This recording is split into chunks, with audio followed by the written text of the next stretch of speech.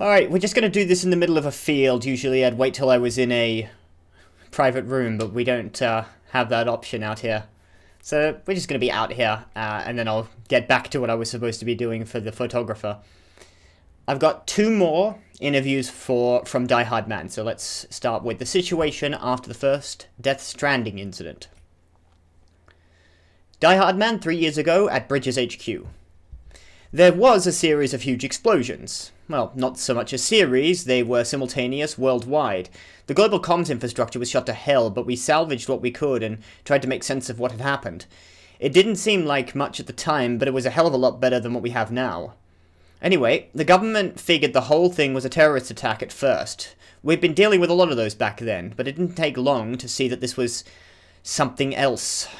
Those craters left by the blast were bizarre. There was no rubble, no dust even, which led the scientists to rule out meteor strikes.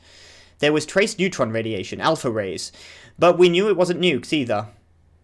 Some of the particles we detected we'd never even seen before. Beryllium, although we didn't know it at the time. The more we studied them, the more our scientists came to the same conclusion. These were results of annihilation events. It was right about that time when the chiral cloud started to form. And after that, all communications with the outside world went down for good.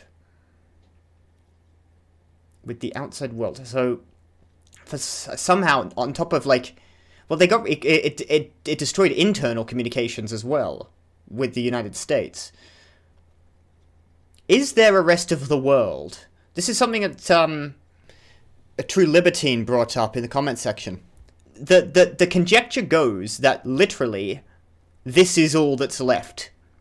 And not only that the actual, distances aren't compressed for the sake of gameplay, but are actually real size. America is this small now. It's an island, in effect. I'm not sure I buy that yet. I don't think I've seen enough evidence to state that. But I do have to wonder, is there anything else, barring what is left of North America? And if so, why did only North America survive? The first... Oh, this is Die Hard Man 3 years ago again. It's always 3 years ago. He did a lot of talking 3 years ago. 4 years ago, 2, 1 year, 5. Okay, never mind. From Die Hard Man at Bridges HQ. The first expedition set off without any problems. Both the advance party and the rear guard are en route to the west coast as we speak. They haven't reported any trouble with terrorists and the like yet, but the further out they get, the greater the danger. There's a hell of a lot of separatists out there who want nothing to do with the UCA. Some more extreme than others, perhaps, but there's no denying where they stand. Seems like just yesterday it was only ideological differences, strongly held opinions at worst. But then Beryllium started messing with people's heads, turning extremists into demons, mules into gestalts. I don't know if I know what a gestalt is. It might have been mentioned before, but I can't remember. And debate into violence. Now we're headed west, into their territory. Invaders coming for their freedom. They're waiting for us, minds made up, guns in hand. Amelie and the others aren't looking for a fight. She's going to try and talk sense to people, convince them to join us. If all the cities sign on, our nation could rise again. No one wants to take anything from these people, only give them back what was lost. If only they could understand that. It sounds right and good and perfectly correct. But for some reason, I just don't know. There's question marks about Die Hard Man in particular, especially after the recent conversation with Deadman. It's not like he or Sam or anyone else distrusts him. It's just that nobody knows much about him. I certainly can't figure out much about Die Hard Man.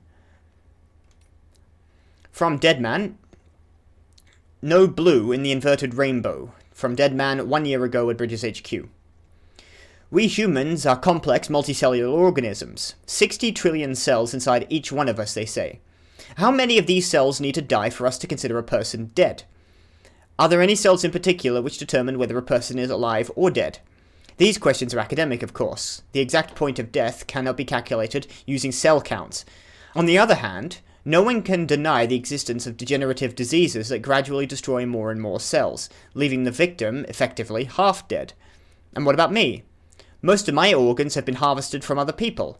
They still work, of course, but could their original owner have been said to be alive? I don't really know. Well, it has to do with the brain, I would say, that the defining organ is the brain, and how many of its cells are active determine how alive you are. Incidentally, have you heard of a fun little experiment they once did with roundworms called C. elegans? These creatures are notable for glowing bright blue when exposed to UV light, but only when they die. It seems to be a reaction from the anthralonic acid within an organism, and it's known as death fluorescence. Yep, that's right. Blue is very much the color of death, it seems. Very common in this game. Can it therefore really be a coincidence that there's no blue in an inverted rainbow? Timefall strengthens an area's connection to the beach. This is something to do with chiral particles becoming excited, I believe. In spaces connected to the beach, electromagnetic waves with a blue wavelength can easily travel through the seam, leaching out into the beach. Some people think that that's where the blue from the inverted rainbow goes. Who knows? The fact that blue has a strong connection to death, though, that much seems pretty inarguable. Alright. I'm not going to debate the physics of light in the beach. I'll let the game make its assertions unchallenged. I don't think I have anything to say. But it is interesting. I didn't know about those roundworms. I must look into that. Alright, plenty from Hartman. We've got giant BTs from Hartman 2 years ago in Hartman's lab. The following assessment is based entirely on eyewitness testimony. Be advised that none of these claims have been independently verified. There are several types of BT, and the means by which they can interact with the living also varies. Some BTs actively seek out human beings, while others attempt to draw us towards them. Still others are capable of consuming their prey, causing a void out in the process. It is not only their roles and behaviour that set them apart, however. Their physiology is also different. Moreover, we have anecdotal evidence suggesting the existence of some truly enormous BTs. Curiously, however, these ones do not appear to have umbilical cords. Giant BTs are comprised of the consolidated car of multiple deceased individuals. As a result, the connection between each individual and their beach is lost, which is why the resulting BT does not manifest an umbilical cord. That's the theory, at any rate. Okay. Thought it might mean something more than that. Because I think I've seen those giant BTs right at the beginning, those huge creatures in the sky watching Sam at the very beginning, just after the void out, I think. Unfortunately, I doubt we'll be able to learn more about these entities until the chiral network is online, a day that can't come soon enough. The history of the Odradek, Hartman 2 years ago at British HQ. Does the name Sigmund Freud mean anything to you? Yeah, quack.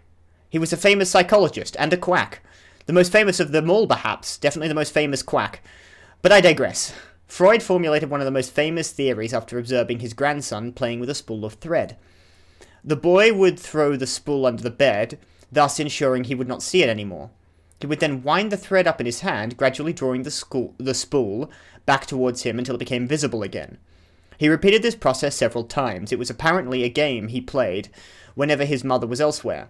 Freud proposed that the process of concealing and rediscovering the spool was a coping mechanism, a way in which the boy could put his mind at ease. You see, the boy was in control of the spool. He could make it disappear and reappear at will. This helped him comprehend his mother's absence, not as something sudden or irrational, but as something controlled, and therefore not a cause for concern. A novelist named Franz Kafka later coined the term for this spool of thread, Odradek. However, he conceived it as an object capable of speech and autonomous movement, a mysterious being neither alive nor dead. The Odradeks we use are perhaps not so different. These interfaces, through which we experience our BB's perception of their surroundings, are not unlike spools of thread, a connection between our world and the other side, the living, the dead, human, and BB. BTs come in all shapes and sizes, Hartman 2 years ago, Hartman's lab. Although eyewitness testimony has led us to identify several types of BTs, perhaps the most interesting of all are the entities which may not be BTs at all. The subjects in question bear some resemblance to jellyfish. These ones, well, yeah, my Odradek does flap at them. The music seems to consider them BTs, but I'm looking forward to reading about them, because I'm curious as anything else about them. They bear some resemblance to jellyfish and are visible even to those without dooms. While we have little information concerning their physiology and behaviour, upon detecting the presence of a human, they will attack by rapidly approaching their target before exploding. Disturbing to say the least, especially given that they appear to be impervious to small arms fire. Though perhaps we can take comfort in the fact that they do not seem capable of causing void-outs. Our best guess at the moment is that these are a subspecies of BT, one that does not form as a result of human death. Beyond that, they are a complete mystery. Perhaps when the repatriate Sam Porter chooses to join Bridges, we can attempt to develop a means of dealing with this new threat. In the meantime, we can but continue to study and speculate. I didn't see them attack me. I got pretty close to the jellyfish in my first inspection of them, and they didn't attack me. I wonder how close you can get to them. But they don't cause void-outs, so that's interesting. Near-death experience. Hartman 1 year ago at Hartman's lab. Until relatively recently, death could only be studied from the perspective of an external observer, as the experience of one's own death could not be communicated to another. A collaborative investigation of the phenomenon was fundamentally impossible, but through the examination of subjects in near-death states, and the cataloguing of their experiences, we have at last been able to bring the scientific method to bear on the most final of frontiers. Even those in a state of so-called brain death exhibit signs of consciousness. What could this possibly mean? Moreover, why do some on the brink of death report out-of-body experiences? Furthermore, why do so many of them have experiences who have such experiences describe the same sensations, of being beckoned towards a distant light? Many had argued that these commonalities were evidence of an objective reality, of a place beyond life, if nothing else. They at least suggested that death was not an instantaneous change of states, but a process. The beach has since proven much of this beyond a doubt, and the dead rising again as BT through necrosis demonstrates this process in action. The place beyond life is no longer a theoretical possibility. Its existence must be taken as an incontrovertible fact. That's true in the world of the Death Stranding. In the real world, and I may be wrong about this, but as I understand it, only people who expect to see a distant light and to head towards it experience that. If, as a general rule, we've been told that that's what happens after death. You will see a light and you move towards the light. That's the most common interpretation of the afterlife, or at least the beginning of the afterlife. As far as I know it, it seems that people who aren't already expecting to see that don't. People outside of those very commonly Western, very commonly Judeo-Christian walks of life actually experience something else. But I haven't made a study of the subject. Obviously, I don't believe in a life after death. So I think it's mostly nonsense and, anoxic brains slowly dying, just generating whatever is just like firing neurons randomly as it sort of inches towards death, as opposed to anything, truly supernatural. That's my opinion anyway. Cave paintings and stencils. Hartman 1 year ago at Hartman's lab. Cave paintings provide an invaluable window into the lives of our ancestors, how they lived, what they experienced. Some have been preserved here on our continent, although most have sadly been lost in void-outs. The oldest cave paintings of all are believed to be dated back 46,800 years, or more, but all of these are, or perhaps were, in Europe. What's become of them, I wonder? Have they too been obliterated in annihilation events? If not, are the caves containing them now infested with BTs? Does Europe still exist even? One cannot help but worry that these vital records have been forever lost to us, but I digress. The first of these paintings were likely made by the Neanderthals. They were crude depictions of creatures such as deer, bison, and horses, interspersed with stenciled outlines of large human hands. Some assert these are the signatures of primeval painters, but could not they also be depiction of BT handprints? Could our ancient relatives be trying to tell us something or issue us a warning? Or is that perhaps one flight of fancy too far? I would like to quickly point out that Neanderthals are not ancestors of modern humans. They lived alongside modern humans, they're cousins. And they didn't get wiped out by an annihilation event. We probably either interbred with them or killed them, probably both. BTs and void-outs. Hartman 3 years ago at Bridges HQ. The following conclusions are largely derived from a handful of eyewitness accounts. While I would advise anyone to take them with a grain of salt, I still believe they are worth sharing. BTs pursue their prey through a multi-step process. In the first, they begin searching for a target. The handprints left behind is evidence of this behavior. Upon detection, one or more BTs will attempt to seize their target and drag it towards a much larger entity. To clarify, however, a void out does not occur at the point of contact between the giant and the human, but only once the human has been subsumed into the giant's body. We think this may be because this is the only place where antimatter is present within the entity. It goes without saying that BTs are entirely different from any creature that is of this world, and we have much to learn about them still. One thing is for certain, however, we must come to understand them, else we may never overcome the existential threat they pose. I actually didn't think of that. If they're not made of antimatter, because they wouldn't be able to grab you and drag you or hit you without causing an explosion. They can clearly grab onto Sam, and they can clearly grab individuals and drag them out, but it's only when they get eaten. So the antimatter's internal, they've got a small amount of it. Bridges needs Homo ludens. Hartman at Hartman's lab 2 years ago. I have already spoken at length about the new varieties of man that have emerged in the wake of chiral pollution and from the resulting phobias, Homo demens, Homo gestalt, not to mention those touched by dooms. This much is common knowledge. I, however, would posit that we could further categorize the humans of this day and age. Take our comrades Mama and Lochner, for example. They are creators, are they not? People who use tools to make things. Craftspeople. Homo faber. Consider Deadman. One who looks the dead in their eyes every day. One who takes their organs as his own. Is that what he does?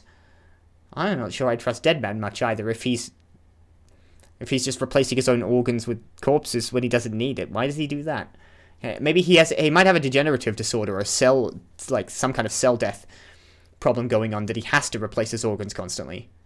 He did mention that he had a lot of other people's organs in it, but I just presumed, he wouldn't be taking it out of random corpses.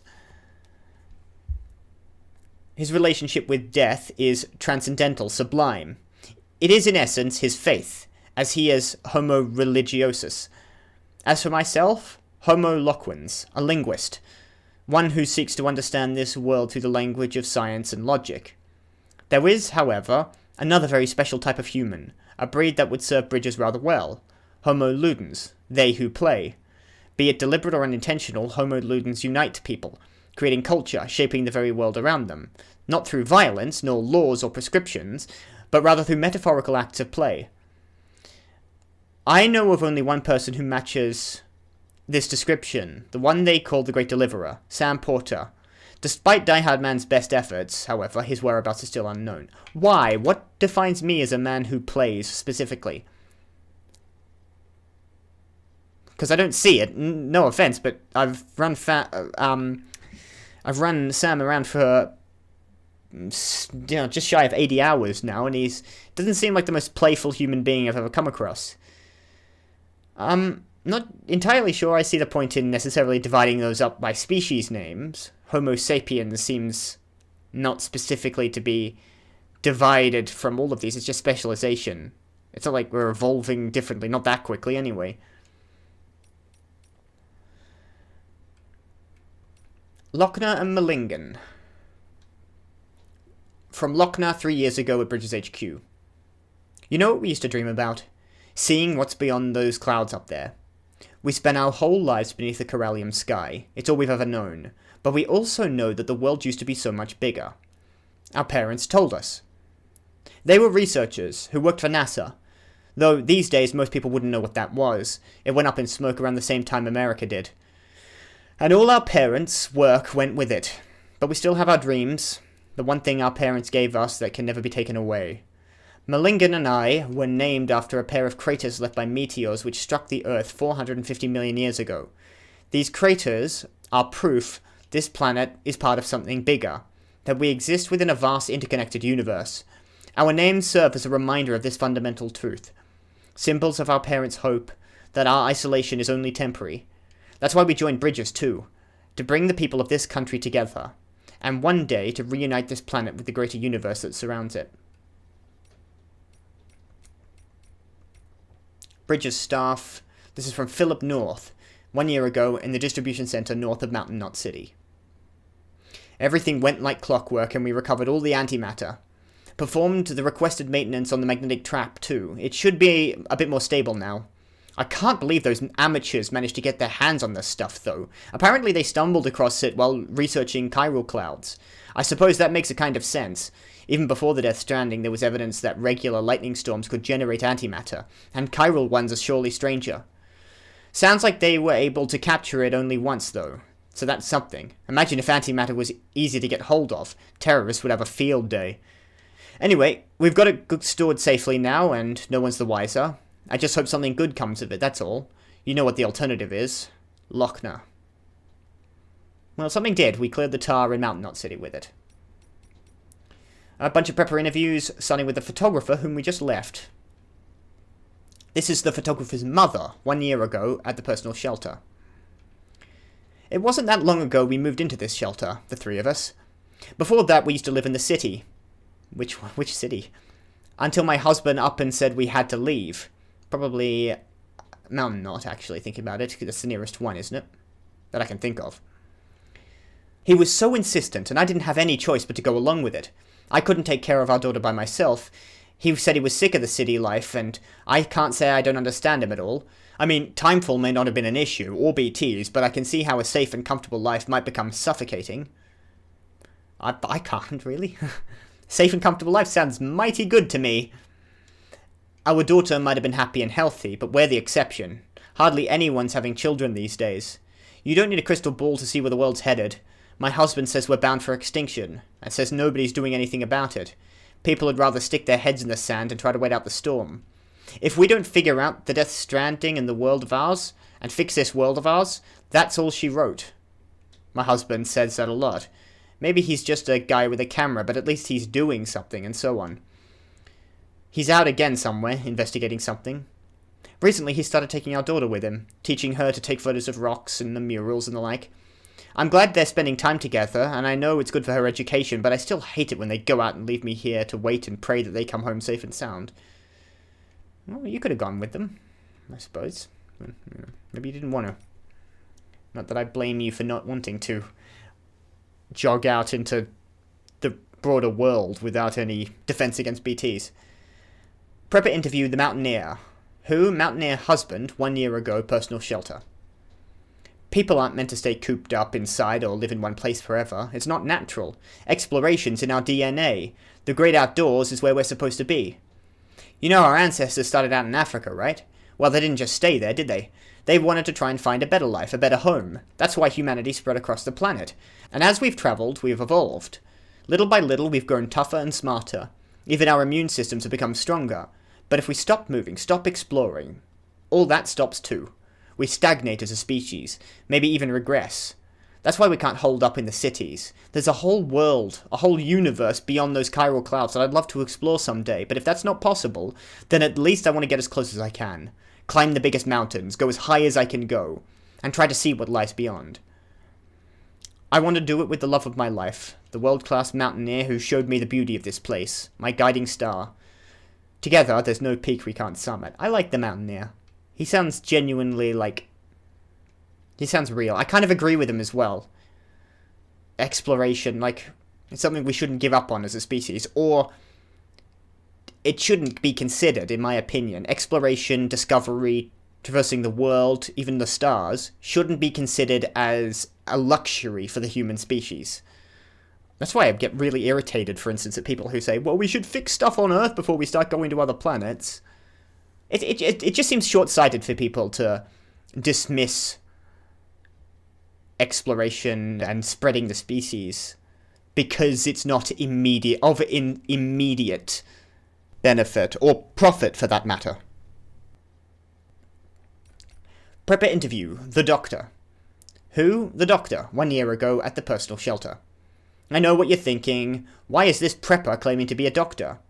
Don't worry, you're not the first. Rest assured that I really am a doctor. I even have a medical license, though the governing body that issued it to me is long gone. So I won't be offended if that counts for little. But license or no, people still need doctors. Preppers get sick too, you know. That's not so hard for you to get your head around, is it?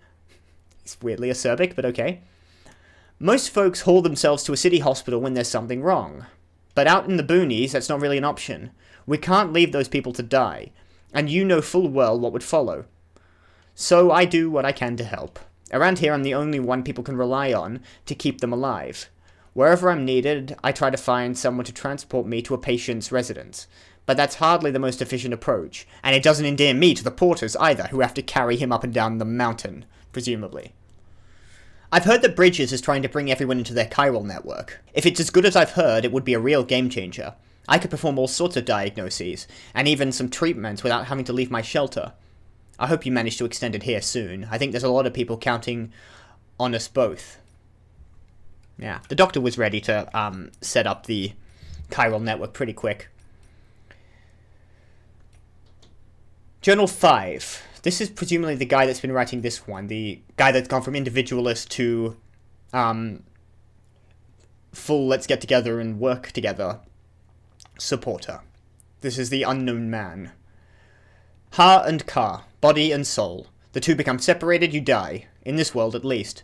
That death ain't the end, though. So long as your soul's got a body to come back to, you can be reborn.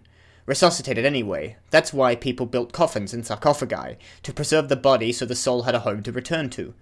I learned all of this from an old book I found, The Wisdom of the Egyptians, chock full of interesting tidbits about death and how to overcome it, like the golden death masks of the pharaohs, the ones decorated using magical adornments, as an indication of the wearer's prestige and power. I tell you what, if we've learnt anything from the beach, it's that the Egyptians had it all figured out. That's why I've decided to give myself a mask. Not a death mask, though, but one for the living. For ruling. Today's the last day anyone sees my... I know who you are, Die Hard Man. I just figured it out. This is either Die Hard Man or it's Higgs, and I'm pretty sure it's Die Hard Man. Okay. That paints you in a different light. As soon as he said, I'm going to wear a mask, there's only 2 people who wear masks in this game so far. A Bridges way station out west just got taken out by terrorists. Used a void out to do it. They dumped a corpse nearby and let it go necro, dropping BTs right in people's laps. Word is Demons heard that Bridges was sending an expeditionary force out west to facilitate the reconstruction of America, or some such. Guess they didn't take kindly to that. Terrorists, separatists, isolationists.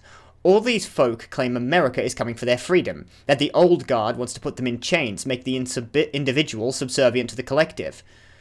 They all ask what it's all for in a post-Stranding world. When today's triumph is tomorrow's crater. Daddy used to spout the same tired lines, said America never did nothing for nobody. That we took to living in a shelter, better down in the hole than under their thumb. Yeah, he was a real saint, my daddy. Tried to run a few times, but he just dragged me back inside, kicking and screaming. Where he'd put those heavy hands of his to work and remind me what had happened if I disrespected his authority. But that's love, isn't it? His way of looking after an orphan child he'd raised on his own. He was only trying to protect me from the evils of the outside world. I owe him my life and my powers too.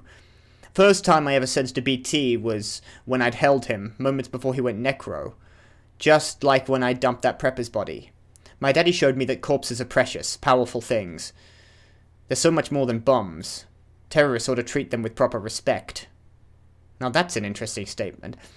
So if this is Die Hard Man, as I suspect it is, what is this telling me about him? He's a supporter of the ideal of America. He's a supporter of working together. But he also thinks that his first thought was the corpses are so much more than bombs. Not the remains of the dead, but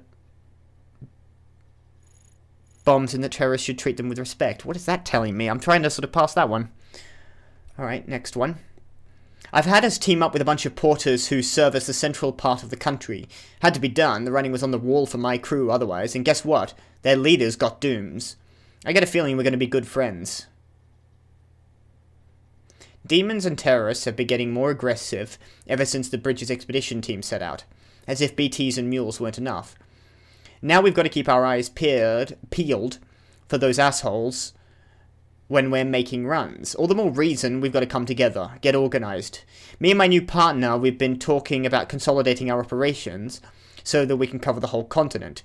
If we do, I suppose that'd make us like the UCA in some respects. Difficult structure and methods, but similar ideology.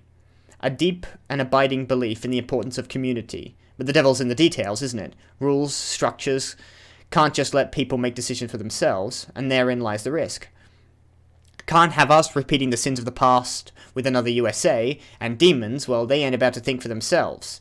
At the end of the day, a community needs a strong leader. And the God's honest truth is that I'm the only one cut out for it.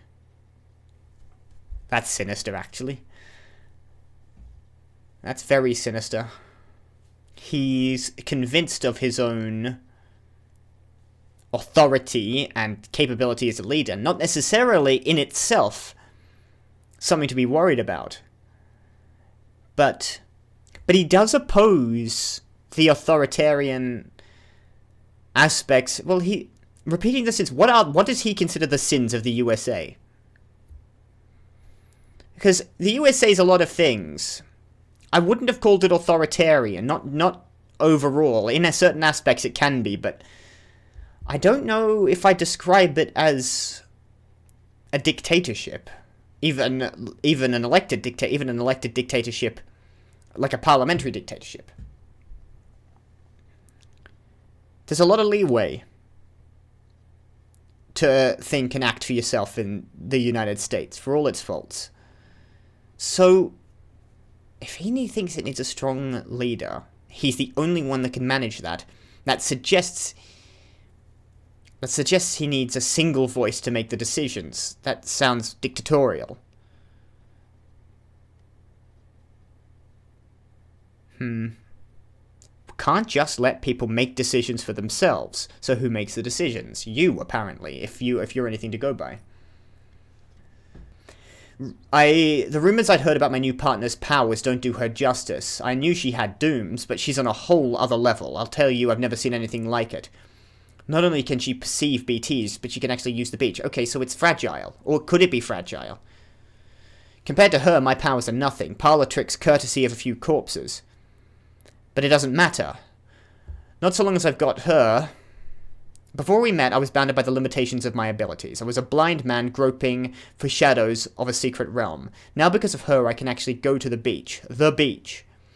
With her by my side, I can reshape this world. Not into what it was. Not the old with the old USA. Not like what Bridges wants. Something new, something everlasting, right here and now. A world where we are free to do whatever we goddamn please. Oh, whoops. Is it Fragile or Amelie? Or Bridget?